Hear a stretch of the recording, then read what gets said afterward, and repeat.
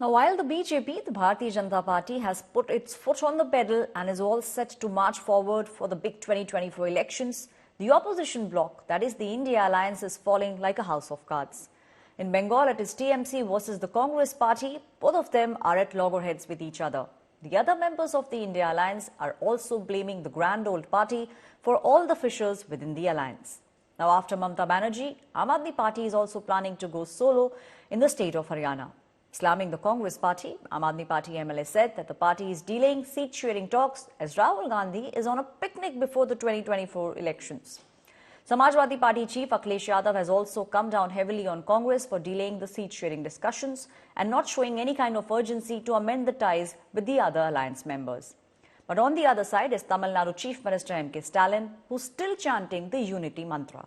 He said that all the parties should be focusing on defeating BJP as India bloc's unity is the fear that Bharatiya Janata Party has.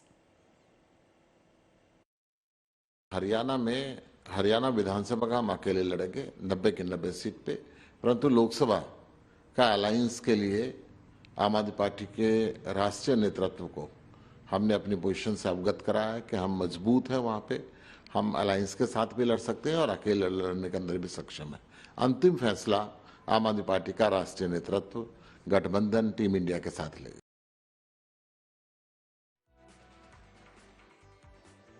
Now, amid the widening rift that is taking place in the India bloc, my colleague Ashok Singhal had an exclusive conversation with Samajwadi Party chief Akhilesh Yadav. Listen in to what Akhilesh Yadav has to say.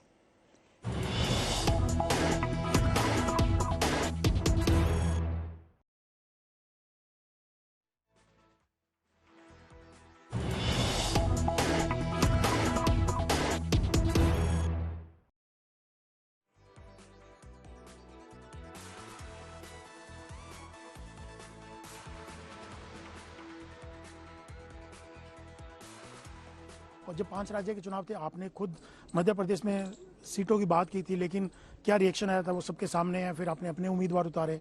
उधर ममता बनर्जी भी कांग्रेस को blame कर रही है और नीतीश कुमार भी कह चुके हैं। आपको लगता है कि कांग्रेस कहीं ना कहीं कमी कांग्रेस की वजह से ये सब चीजें हो रही है, बिखराव जो हो रहा है? किसी न किसी बड़े दल को तो तालमेल बैठाना ही पड़ेगा। अगर मेरा गठबंधन होना है तो हमारे साथ जो सहयोगी दल है उनका हो, कांग्रेस का। सहयोगी दलों से लगभग मेरी बात एक दल से गठबंधन हो चुका है, एक दो दल और हैं, उनसे भी मैं बात करके बहुत जल्दी निर्णय ले लूंगा। तो कम से कम जो दल बड़े हैं उनकी भी जिम्मेदारी उतनी ही बनती है जितनी छोटे दलों की है। और छोटे दल हैं जो सीधा मुकाबला भारतीय जनता पार्टी कर रहे हैं। उत्तर प्रदेश में कौन मुकाबला कर रहा है, जमीन पर कौन है, किसका कैडर है, किसका संगठन है, कौन आवाज उठा रहा है। और कम से कम पहले से समाजवादी पार्टी यहाँ से पर संगठन के साथ लड़ती आई है, तो कम से कम समाजवादी पार्टी की जिम्मेदारी मिलनी चाहिए। और समाजवादी पार्टी जिस तरह का समीकरण बनाएगी उससे लाभ होगा कांग्रेस को भी। और हमें उम्मीद है कि जिस तरीके से बातचीत हो रही है सीटों को लेकर के, कोई न कोई उत्तर प्रदेश में रास्ता निकलेगा।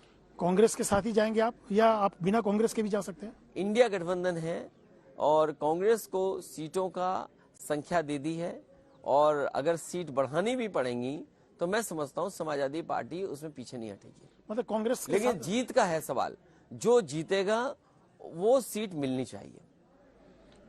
तो आपको लगता है कांग्रेस के साथ आपका गठबंधन यूपी में हो जाएगा? बहुत जल्दी उसका भी फैसला ले लिया जाएगा और डिले नहीं होना चाहिए। जब बीजेपी पूरी तैयारी के साथ उत्तर प्रदेश के चुनाव की शुरुआत कर चुकी है, चाहे कितने भी कार्यक्रम किए उत्तर प्रदेश में, जो भी कार्यक्रम उन्होंने किए हैं वो चुनाव के दृष्टिकोण से ही किए हैं, तो अब गठबंधन में देर नहीं होना चाहिए। मैंने पहले भी कहा, इंडिया गठबंधन को रास्ता दिखाएगा एनडीए। एनडीए तो नहीं, पीडीए। जो एनडीए का मुकाबला करने के लिए जो बना है वो पीडीए है, और पीडीए ही मुकाबला करेगा।